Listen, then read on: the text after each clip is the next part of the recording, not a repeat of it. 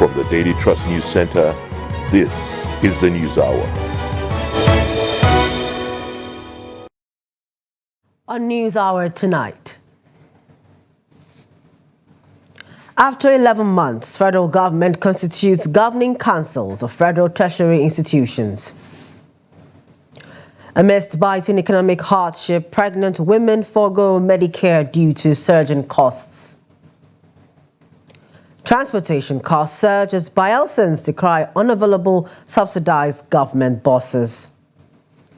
And on the foreign scene, Burkina Faso, Mali, Niger form new confederation after exiting ECOWAS. Hello and welcome to Trust TV's News Hour. I am Chiamaka Nwafo. Now the news. The federal government on Saturday released a list of governing councils of federal universities in Nigeria. The list was announced by the Permanent Secretary, Federal Ministry of Education, DD Esther Wilson Jack, who also informed that the inauguration and retreat of the councils would hold on May 30 and 31, 2024. Adomusa tells us more. The list contains names of technocrats, politicians and traditional rulers for 50 universities, 37 polytechnics and 24 colleges of education. The delay in the composition of the governing councils had generated widespread condemnation across the country, considering the impact it had had on the universities. The development came barely 4 days after the Academic Staff Union of Universities, ASU, protested the non-constitution of the governing councils, almost 1 year after dissolution by the government. Earlier in an interview with Trust TV, the ASU chairman of the University of Jos explained the effect of the delay in the constitution of the governing council, alleging that the situation has led to illegalities in the universities. The absence of governing councils for over a year now in the public universities, following the illegal dissolution of such councils by the President Tinubu-led administration, has hampered a lot on the smooth running of the universities. Also, it has led to a number of illegalities, leading to decisions that are supposed to be taken by council now being taken by some vice chancellors, being taken by some ministries like the Minister of Education and the NUC. They are now taking the responsibilities of council, and that is the situation that Tinubu has placed the federal universities into. Not only the federal universities are affected, but we have a number of state universities that have their councils dissolved rascally by the state governments. What we are asking government to do in the federal universities is to reinstate the dissolved council because their tenure still subsists. Professor Sabo Ahmed is a public commentator and lecturer in the University of Jos. He believes that the delay in the constitution of the governing council may not be unconnected to lobbying by politicians. The members of the councils carry a lot of power with them. They influence decision from appointment within the university in question, and also the financial programs and fiscal policies of the universities. They oversee that on behalf of the federal government. We can say the University Governing Council is the office of the federal government within the universities. The federal government owns these universities, so it is not a problem really to have their own eye, to have like an office, and that is represented by the council. So interests almost always play a role in appointment, who takes what. With the constitution of the governing council, stakeholders believe that the development will help ensure things function properly, especially in the areas that were left unattended to during the 11-month absence of the councils. Ado Musa, Trust TV News, Jos. Now joining us via phone to get more insight into the matter is the ASU chairman of the University of Jos chapter, Jurube Mulwas. Good evening, Mulwas. Good evening. How are you? Fine, thank you. Thank you for joining us. Now, thank you for having me. Can you give us your take on the irregular and unconstitutional delay to the reconstituting of the university governing councils? The position of our union has always been the same. There is a law establishing the universities. which the federal government has contravened by illegally dissolving the councils. Now that they have reconstituted the councils rather than reinstating the councils as our union has consistently demanded, it leaves much to be desired. However, when our NEC reconvenes at the expiration of the ultimatum of 14 days that we have given, we will collectively take a decision on this, and Nigerians will hear from us. All right. Okay, so now for example, we demanded for reconstitution. Okay. For reinstatement. That's what we have consistently demanded, not reconstitution. Okay. But what they have done is to reconstitute the councils with some semblance of reinstatement, in the sense that they have retained some of the persons that were previously appointed in the councils, but have taken them to different universities. For example, Professor Atahiru Jega was the chairman of council, University of Jos. Now we see him being appointed as the chairman of council in the current release of the Othman Danfodio University, Sokoto. We wonder why, if government sincerely desires to have him continue to serve, why not to have him remain as the chairman of Council University of Jos to complete his tenure, where he had since started bringing in some form of policies that will revolutionize the functions of staff and standards of discipline in the university. Now they've taken him away and have brought new persons, politicians all around. So our union is generally worried, but we will take a collective decision and we will react to this in due time. And as I said earlier, Nigerians will hear from us. Okay, so Mr. Mowes, just to follow up with what you just said, is it not in the best interest for every university in Nigeria to get the chance to witness what you say Professor Atahiru Jega was doing in University of Jos? Is it not good for that reshuffle to happen? It will be good for that reshuffle to happen when his tenure of 4 years in the first instance was allowed to expire in the University of Jos. If his tenure of 4 years was allowed to expire, nobody will be complaining, because he would have served his term as provided for in the laws establishing the university. That's the point. Okay. All right. Thank you so much, Mr. Jobos Mowes, for joining us tonight. Thank you. Thank you. Thank you. Thank you. Thank you. Amidst growing concerns of maternal and infant mortality rates in the country, some expectant mothers within the FCT are unable to access antenatal care services due to the rise of the cost of its services. Now, Trust TV's Daniel Zagi in this report says there are growing concerns of a rise in maternal and infant mortality if the situation is not arrested. Here's her report. While the rising cost of living is having its impact on aspects of livelihoods, the current reality is set to hinder some expectant mothers from enrolling for necessary antenatal care services. Contrary to the World Health Organization's recommendation for a minimum of 8 visits and contacts with health services for pregnant women globally, Aisha Umar, a 7 months pregnant mother of 1, is yet to establish 1 visit to any healthcare facility for antenatal care. During my first pregnancy, I was able to access antenatal care, but it was 1,000 naira then, but it is now up to 5,000 naira. So for now, we cannot afford it. When she feels unwell, she takes paracetamol as access to professional healthcare is far from her reach. I hope to give birth at home, so I have been praying that it does not come with complications, because I have people here that will help me. She also speaks of a neighbor who cannot register for antenatal care. At the Dutse Makaranta Primary Healthcare Center, Augustina Onyechi is in charge of antenatal care. There is a reduction. Take, for example, as our last day, there were like up to from beginning to the end, we're up to like 200 women. But now with the current challenge, the current economic situation that has reduced. For now, we just have like 100 and something, and we're almost half in the year. So it's not even up to 100 and something, almost half in the year. So that's to show you that the women are not really coming as much. Most of them will prefer stay at home, but we have been doing like going for outreaches to talk to them.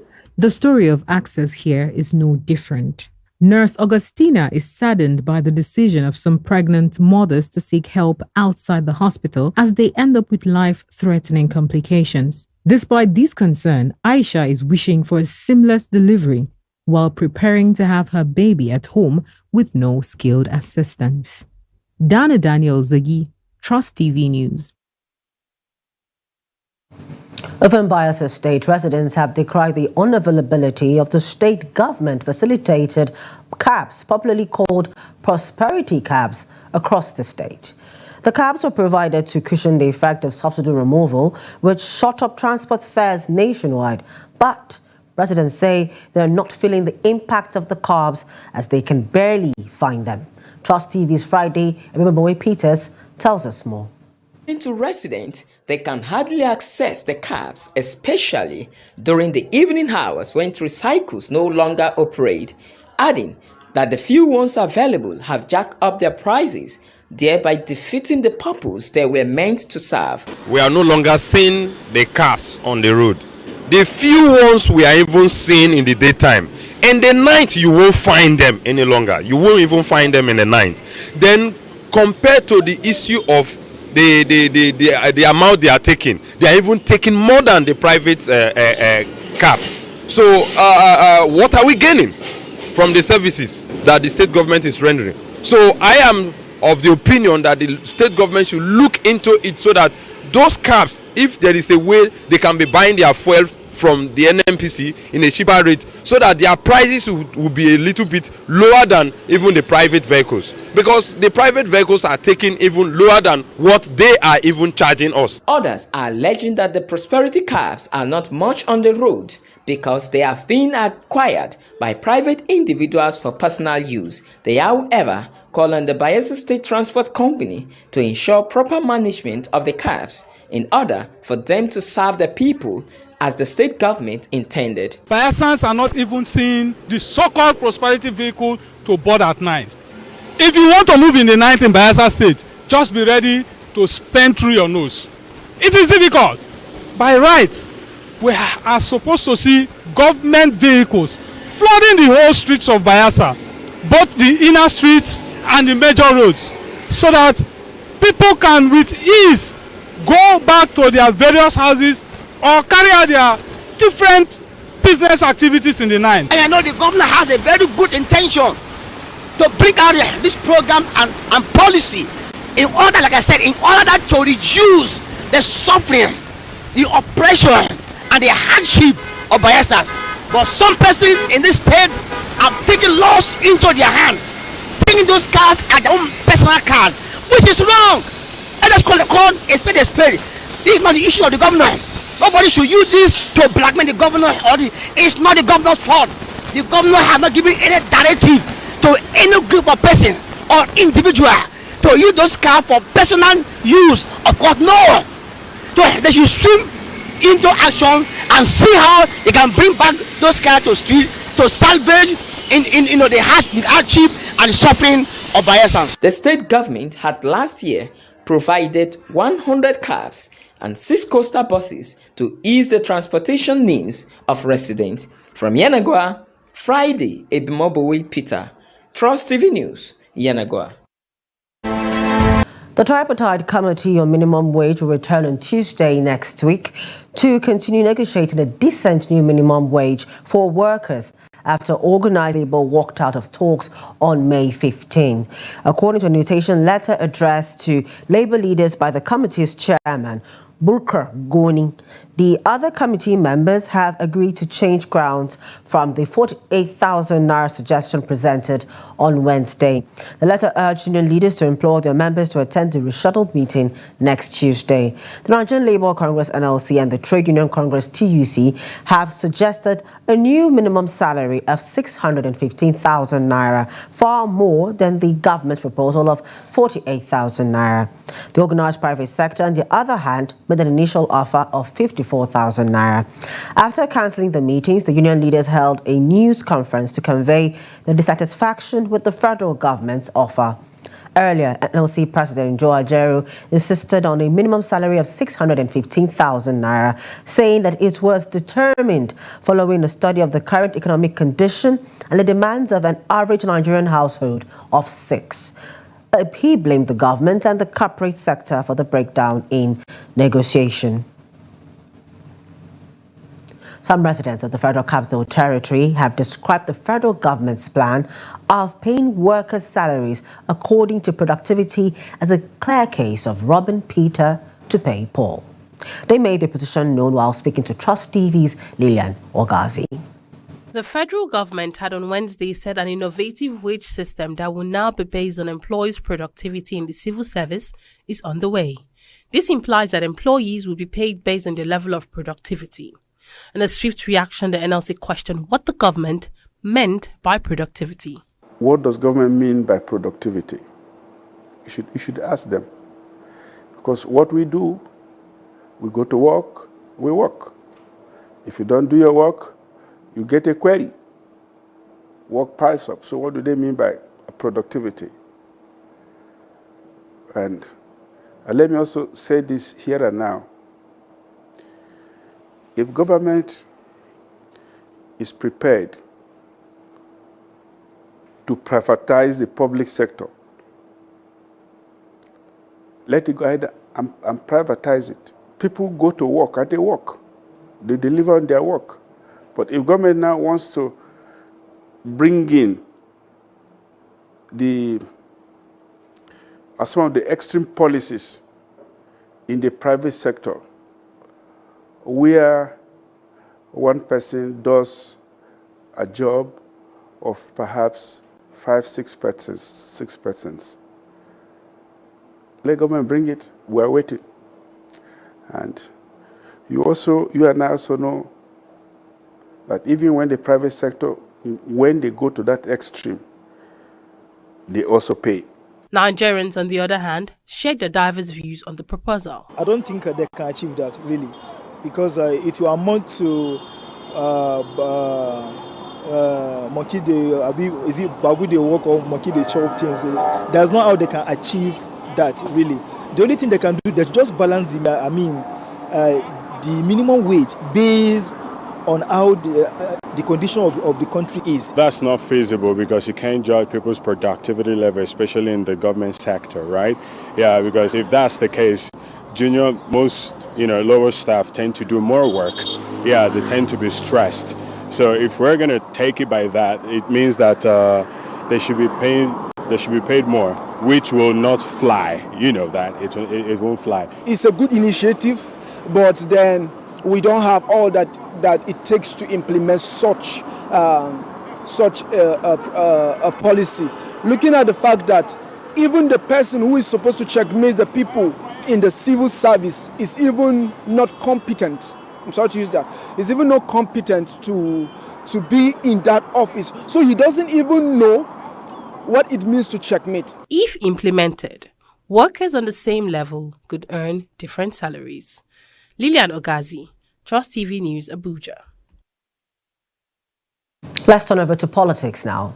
The 2023 presidential candidate of the People's Democratic Party, Atiku Abubakar, has said that if in 2027 the party decides that it is the South-East turn and selects Peter Obi as its candidate, he will readily offer his support. Atiku noted that a merger between the PDP and Labour Party is possible, or that the members of the party will decide his fate in the 2027 general elections. The former vice president mentioned that his recent meeting with Obi might indicate a possible alliance leading up to the 2027 general elections. Last week, Obi held a private meeting with Atiku and some other PDP leaders in Abuja. Obi also met separately with former Jigawa State Governor Sule Lamido and former Senate President Bukola Saraki, sparking speculation about a possible coalition for the 2027 general elections. Obi was a PDP member until 2022 when he left to pursue his presidential ambitions with the Labour Party.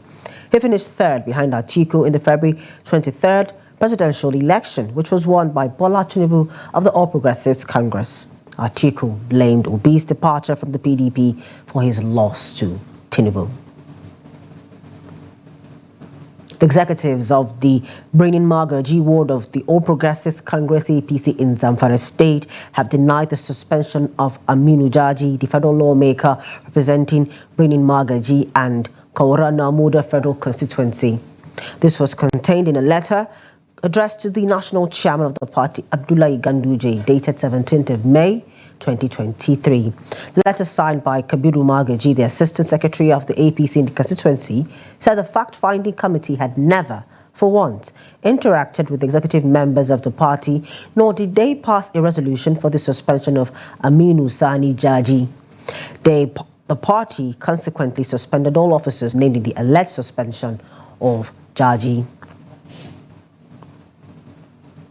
Still staying with politics, the national chairman of the Inter-Party Advisory Council, IPAC, Yusuf Dantele, has described party politics in Nigeria as fragile with weak and fractionalized structures.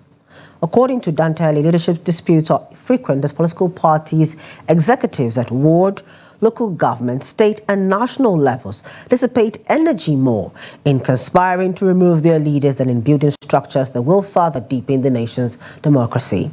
Dantele spoke at the African Democratic Congress National Democratic Summit held at Arewa House, Kaduna, with the theme, "Solid political party structure is critical to the sustainability of the democratic process." Stakeholders at the summit acknowledged that political parties are central in modern democracy, adding that they are vital platforms or channels by which citizens aggregate their interests and hold the government accountable in electoral politics.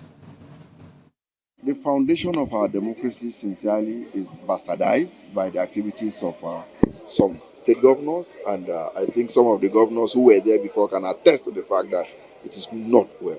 The kind of insecurity we have today in Nigeria was never there. And today, everybody focus on national elections, governorship elections, this local government election. If I ask any of you, when was the last time you voted in local government election? When? Can you say? You don't. There's no local government election. And how people win elections under our political parties and later they come and go to another political party. And before they leave, they always try to create chaos in political parties that have given them platform, opportunity to contest.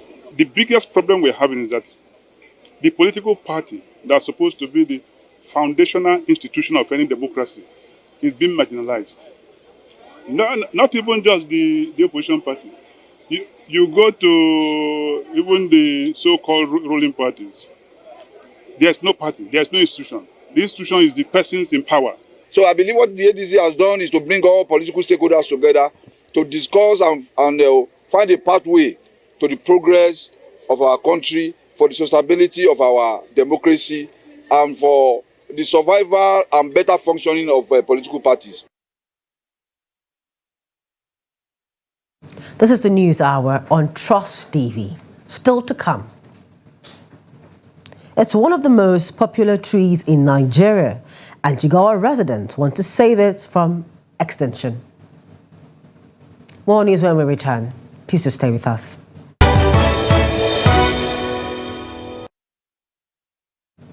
Welcome back, and if you're just joining us, it's the News Hour on Trust TV. A recap of our top stories.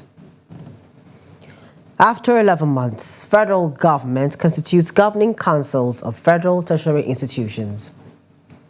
And we also told you that amidst biting economic hardship, pregnant women forgo Medicare due to surging costs. To more news, residents of Jalingo, the Taraba state capital, have been advised to regularly check their blood pressure to avoid hypertension, which has been described as a silent killer that barely shows any symptoms. The advice comes on the heels of the 2024 World Hypertension Day, which is commemorated on the 17th of May every year. The report. The United Nations General Assembly set aside May 17th annually as International Day of Hypertension to create awareness on the dangers of irregular BP checkups and as well as how to maintain safe and healthy blood pressure. Hypertension, in the word of the World Hypertension League (WHL), is a driving force in the global epidemic of non-communicable disease (NDC) and a leading risk factors for death and disability globally. The day, initiated by World Hypertension League in 2005, aimed to increase awareness of the silent killer and galvanize global action to combat high blood pressure. Some key risk factors contributing to the rising prevalence of hypertension are high intake of salt, tobacco, alcohol, eating unhealthy diets, physical inactivity, stress, and air pollution. Although there was no event in Jalingo, the Taraba state capital, to mark the day, some core members in medical field, led by one of their colleague, Agada Caleb, as part of their Community Development Service (CDS), visited Konagaru Primary Development Center for free checkup and diagnosis for people living in the community. A lot of people are not aware of hypertension. Other people are aware of hypertension, but they are not aware of their own blood pressure. So it is first of all important to be aware about hypertension, to be aware of one's blood pressure, and if it is not high, prevent it from getting high, and if it is high already, control it. Hypertension is what most people are talking about, but they do not know. It just kills silently. So it's actually a welcoming idea. It's good that people know what their blood pressure is like. So if it's deranged, they can seek help and take medications. I know the government is also doing a lot about hypertension, but I don't think organizer is working with them for now. So I think he's partnering currently with RISE and other NGOs here in Taraba State to curb hypertension and its sequelae. The Ward Development Committee Chairman of Konagaru Ward in Jalingo, Joseph Bonaventure, commended the efforts of the core members for selecting Kona among the wards they visited, as well as the free diagnosis. There is a woman I knew that is here. She has spent a week in Federal Medical Center, but up to today she has never gotten a result, no drugs for her to start up the treatment, though they say she has sugar. You understand? So with this diagnosis of this doctor, he may prescribe for her where the family members may purchase drugs for her. It's a great assistance. Elizabeth Angelo and Emmanuel Kubu are among the people who were also at the primary health care center for diagnosis, and they both thanked the core members for putting them into consideration. I came to check my BP and sugar level. My sugar level and BP are both high. I was diagnosed several times and admitted twice. Have been going for checkup weekly for some months now, and I've been paying for those checkups. But this time around, they said it is free of charge. Yeah, I don't know. Maybe this is his project, but indeed he has tried, because the community itself and now they will be appreciated. The theme for 2024 World International Day is Measure Your Blood Pressure Accurately, Control It, Live Longer.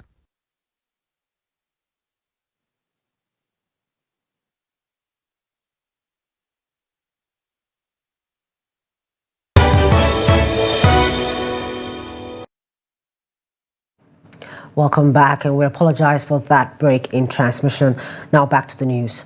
The Economic and Financial Crimes Commission, EFCC, says it has handed over $22,000 recovered from a convicted internet fraudster, Hakeem Olariwaju, to the Federal Bureau of Investigations. In a Saturday statement, the EFCC spokesperson, Dele Oyewale, said the money was handed over to the FBI on Friday in Lagos State. At the event, FBI's legal attaché, Charles Smith, commended the EFCC for the move. Justice Nicholas Oweibo of the Federal High Court sitting in Ikoyi, Lagos, had on August 15, 2023, ordered that the recovered money from Olariwaju, who was sentenced to 2 years imprisonment for identity theft and impersonation, be restituted to his victim in the U.S. Soldiers have stormed Banex Market in Abuja over the assault on some of their colleagues. A video that has gone viral showed how a mob descended on at least 2 soldiers in the market where electronic gadgets and mobile phones are mostly sold. The thugs who broke into groups had slapped, kicked and beat up the soldiers in uniform. Some traders had closed for the day and fled home to apparently avoid being caught up in a reprisal attack. However, hours after the assault, armed soldiers invaded the market, chasing people in different directions. Many military vans were also stationed in different spots across the market, while traders locked up their respective stores. It is unclear if arrests were made at the time of filing this report.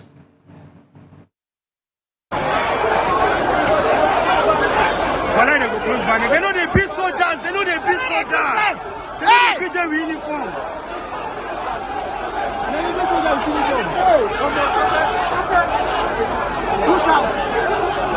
They know they beat soldiers.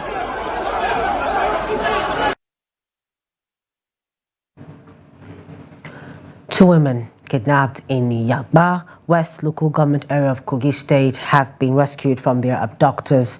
This is just as efforts are still ongoing to rescue the three remaining abducted university students in the state. The State Commissioner for Information and Communications, Kingsley Fonwo, disclosed this in a statement on Saturday. Fonwo, while giving details of the security situation in the state, disclosed that the state government has approved the employment of thousands of local hunters across the 21 local government areas with the immediate task of going after criminals and taking the fight to their camps and hideouts. He appealed to the citizens of the state to play their part by volunteering intelligence to security agencies to ensure effective security of the state. A man simply identified as Amas on Friday evening lost his life while after being electrocuted at a high-tension pole in Ekiki community in Yenogwa, Bayelsa State. The deceased, who was a non-staff of the Power Holding Company of Nigeria (PHCN), but lives in the neighborhood, was on the pole to connect clients to the federal line before the incident which took his life occurred. Residents of the area said due to the poor power supply in the state, most people prefer the federal line, which has assurance of 12 to 13 hours power supply daily. The deceased, who hailed from Nembe local government area of the state, was said to have been stuck on the pole for hours before officials of the PACN came to his rescue. A resident of Azikoro Road, Michael Orobo, who witnessed incident, described the deceased as an easygoing person who does electrical work to care for his family. Staff of the Power Holding Company of Nigeria (PACN) later came and removed the lifeless body after being stuck on the pole for hours. The police command in Yobe said it has arrested one Sami Nugaraba, aged 23, for allegedly vandalizing transformer cables at state low cost in Damaturu. DSP Dongus Abdul Karim, the spokesman of the command, stated this in a statement in Damaturu on Saturday. He said personnel of the command arrested Garba in possession of the cables in the area on Thursday when they became suspicious of him. Abdul Karim said investigation revealed that Garba and two members of his syndicate, Audu Ismail and Abba Muhammad, were allegedly involved in several acts of transformer vandalism in Damaturu and its environs. The spokesman said the police were on the trail of Ismail and Muhammad, who were still at large. The baobab tree, also known as Andosonia digitata, is an iconic and ancient tree species that is native to Africa and Australia.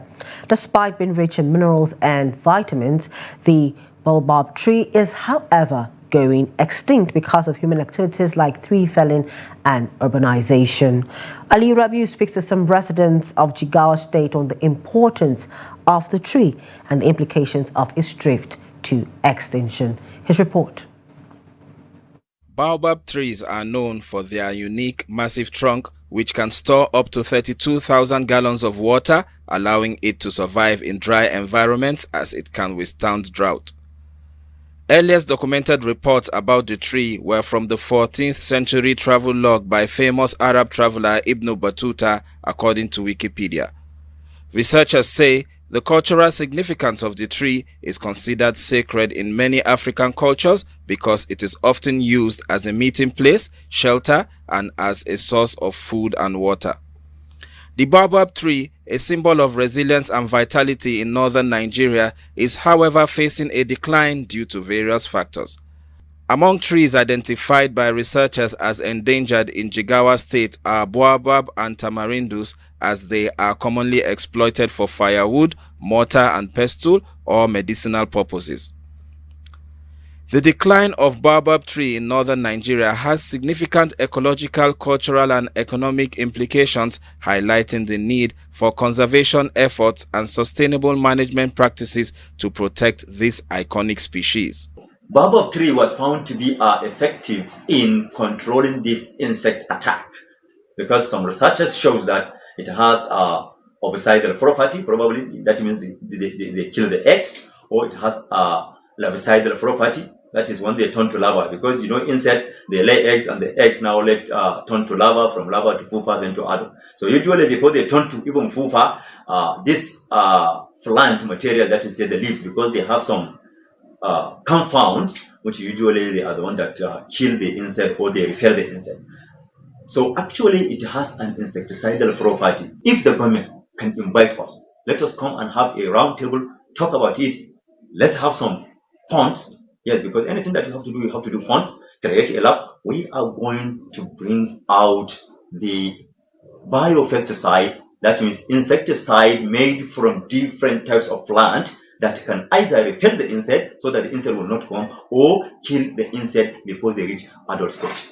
He called on the government and non-governmental organizations to partner with botanists and entomologists to come up with an eco-friendly biopesticide, particularly from baobab leaves, to reduce damage caused by insect pests. Some residents of Jigawa said while some Hausa communities use the dried leaves of baobab to make a delicious soup called miyar kuka, its fruit is used for some artificial milk, with the bark used for making ropes. They are calling on the state government to take measures to avert further destruction of the trees. Baobab tree has many benefits because we pluck the leaves and use it for soup, and using bark of the tree to make rope, using it to tie livestock, also the seeds we use it for milk. Fortunately, the tree is still increasing and it took much longer before it dies. But in another way, it's declining due to urbanization that leads to cutting off the economic tree. We used to pluck and dry baobab leaf, grind it and use it to make soup. Its bark also we use it to make rope, also its seeds for milk. But the problem is that the tree is declining due to some constructions that is taking place and the smaller trees are not being planted. They advised the government to establish a factory that would produce and process products from the baobab tree. In business, the Nigerian Safety Investigation Bureau, NSIB, has released a preliminary report on the incident involving an aircraft belonging to Dana Air at the Lagos Murtala Mohammed Airport on April 23rd. The aircraft, which took off from Abuja, veered off the runway while attempting to land. The incident led to the immediate suspension of the airline's operation by the Nigerian Civil Aviation Authority. 82 passengers and 6 crew members were in the aircraft, but no injury or fatality was recorded. In the preliminary report released on Saturday, the Bureau linked the incident to failed nose landing gear. The NSIB noted that the report is just a preliminary one, as investigation is still ongoing. The chairman of the Dangote Group, Aliko Dangote, says with the plan Dangote refinery has in place, Nigeria will not need to import gasoline by next month. Dangote said the refinery, which has already started supplying diesel and aviation fuel in Nigeria, has the capacity to meet the diesel and petrol needs of West Africa and the aviation fuel demand of the entire African continent. He spoke as a panelist at the Africa CEO Forum annual summit in Kigali on Friday. Highlighting how far the oil company has come, Dangote noted how they are focused on ensuring that the continent will depend less on importation nation in the nearest future. Dangote recalled how his dream for further investment in Africa as well as ending fuel importation in Africa has culminated in what is now one of the biggest refineries in the world. Away from Nigeria, junta-led Burkina Faso, Mali and Niger have finalized plans to form a confederation after turning their backs on former colonial rulers France to seek closer ties with Russia. Their foreign ministers met Friday in Niger's capital Niamey to agree on a text establishing the Confederation of the Alliance of Sahel States, AES. The objective was to finalize the draft text related to the institutionalization and operationalization of the Confederation of the Alliance of Sahel States, in quotes, said Niger Foreign Minister Bakri You Sangari as he read the final statement late Friday. He said the text would be adopted by the heads of state of the three countries at a summit without specifying the date. The third foreign minister at the meeting was Burkina Faso's Karamokou Jean-Marie Traoré. The three countries said late January they were quitting the Economic Community of West African States, ECOWAS, which they said was under French influence to create their own regional grouping.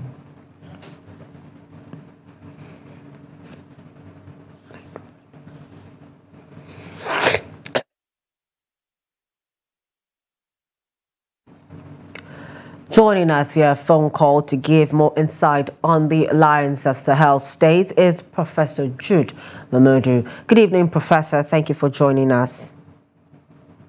Good evening, and thank you for inviting me. Professor Jude is the Director, Center for Peace and Security Studies in Yola. Now, please, what are your thoughts about this alliance in the wake of normalization efforts by ECOWAS? Can you come again? I can't hear you clearly. What are your thoughts about this alliance in the wake of normalization efforts by ECOWAS? Earlier in the week, ECOWAS had a meeting where they were saying these three countries leaving will cause more problems to the ECOWAS and are trying to get them back in. But here we're saying that these three countries are saying we are forming our own Sahel state. So what are your thoughts about that? My thought about it is just that the three junta-led states that have decided to form their own alliance, which they call Alliance of Sahel States, have decided to call it a bluff, call the peace move that ECOWAS are coming up with, call it a bluff. And their reason is not far-fetched. Of course, you know that ECOWAS, the initial actions taken by ECOWAS to suspend Niger from ECOWAS and also pronouncing some sanctions, economic sanctions on Niger. Did not go down well with Niger and its allies, Burkina Faso and Mali. So for them to have come up with the alliance of Sahel states is to let ECOWAS know that they don't want to have anything to do with them again, and they have come of age and they feel that they can form their own collective. Hello?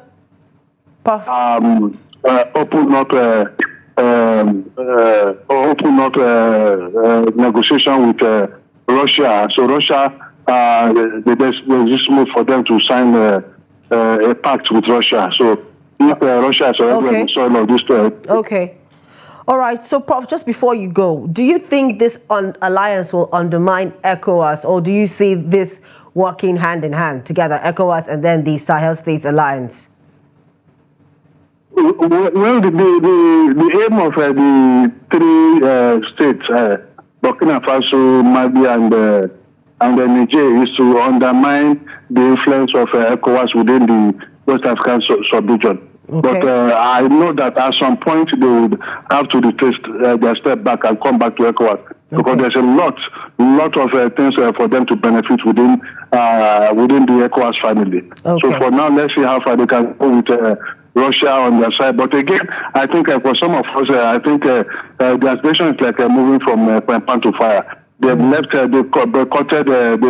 they've chased France out of their country and they've invited Russia. And I'm sure that Russia will do the same thing that the French have done in this country to undermine the territorial integrity of the country and the development of this country. All right, so thank you. Better for them. Thank you so much, Prof. I hate to cut you short, but due to time, we have to end the conversation here. Thank you so much for joining us tonight on the News Hour. You're welcome, and thank you for inviting me. Thank you. That was Professor Jude Momodu, or Director of Center for Peace and Security Studies in Yola, speaking on the Alliance of Sahel States.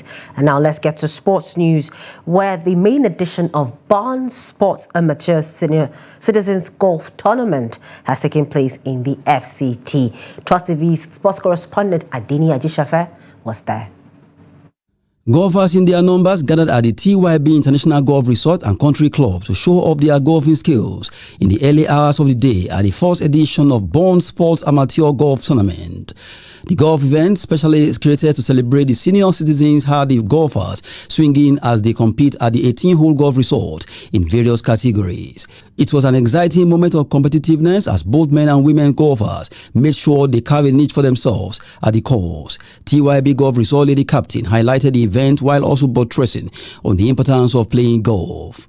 Well, today is the maiden edition of the Bond Amateur Senior Citizen Championship. It's basically for the elderly ones, and for me, I feel golf is a game that makes you exercise your entire body. So, and as you get to age, you need to do more of exercise. So this tournament is to encourage the elderly ones to play golf, to exercise themselves, and to stay healthier. Okay, we have the senior and very senior. The senior, I think, 60. Then very senior, 70 and above. Then also amateur, that's below 60 years. So we have the ladies categories too, we have category 1. All those ones are under the amateur, aside the very senior and the senior citizens that are playing today. A senior golfer from IBB Golf Course believes the growth of golf sports is improving as amateurs are working hard to turn pro. I think it's a good idea because it's helping in the development of the game of golf.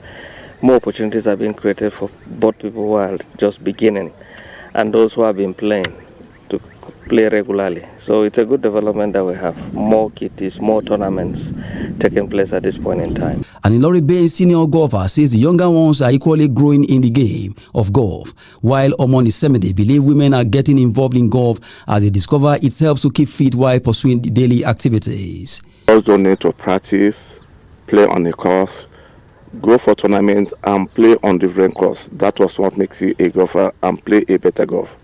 I think the people are coming up on that. Many clubs are training their younger ones, and we have some youth coming up playing better golf as well. Honestly, it's actually a really lovely thing to play golf. It energizes you. You are able to mix up with friends. And walking, for instance, is one of the most effective form of exercises. And you can do that till your old age, from when you are young till you're old. And it helps you keep fit. It helps you calculate. Golf is life, really. So that's why women, we have all to play golf. To come out, even the kids, we encourage everyone to play golf. The senior citizens will be looking forward to another exciting moment playing in the next edition. That's Sport News. I'm Adeni Ajishafe. And that's it for News Hour tonight. For more news, programs and documentaries, please do all to follow us on all our social media platforms and on our YouTube live stream. I am Chiamaka Nwafo. On behalf of the news production team, thank you for joining us. From the Daily Trust News Center, this is the News Hour.